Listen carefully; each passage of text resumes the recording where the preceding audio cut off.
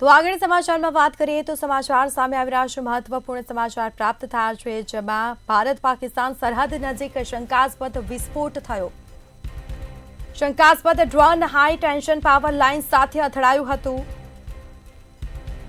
તો સવારે 6 કલાકે ખાવડા સરહદી વિસ્તારમાં સમગ્ર ઘટના બની હતી। સંવાદદાતા મહેન્દ્ર મારો લાઈવ જોડાઈ ચૂક્યા છે। જી મહેન્દ્ર, ભારત અને પાકિસ્તાનની જે સરહદ છે ત્યાં વિસ્ફોટ થયો છે, શું છે વિગત?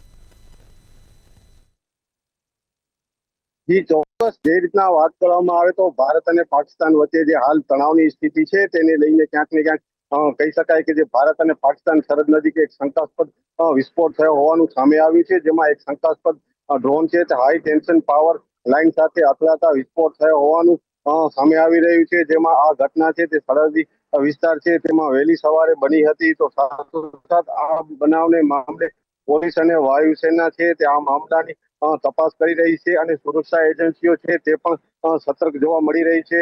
ડ્રોન સરહદ પારથી આવ્યું કે નહીં તે હાલ હજી સુધી કોઈ પુષ્ટિ નથી થઈ શકી, પરંતુ ક્યાંક ને ક્યાંક ત્યાં સ્થાનિકો છે તેમના દ્વારા જણાવવામાં આવ્યું છે કે જે હાલ જે આ ડ્રોન છે તે જે હાઈ ટેન્શન પાવર લાઇન છે તેની સાથે અથડાયું હોવાનું કહેવાય રહ્યું છે। અને આ સમગ્ર મામલે જ્યાં સ્થાનિક પોલીસ છે અને વાયુસેના સહિતનો જે સ્ટાફ છે, સુરક્ષા એજન્સીઓ સહિતનો હાલ આ સમગ્ર મામલે છે તે તપાસ ચલાવી રહ્યા છે। જી બિલકુલથી મહેન્દ્ર, તમામ જાણકારી આપવા બદલ આપનો આભાર।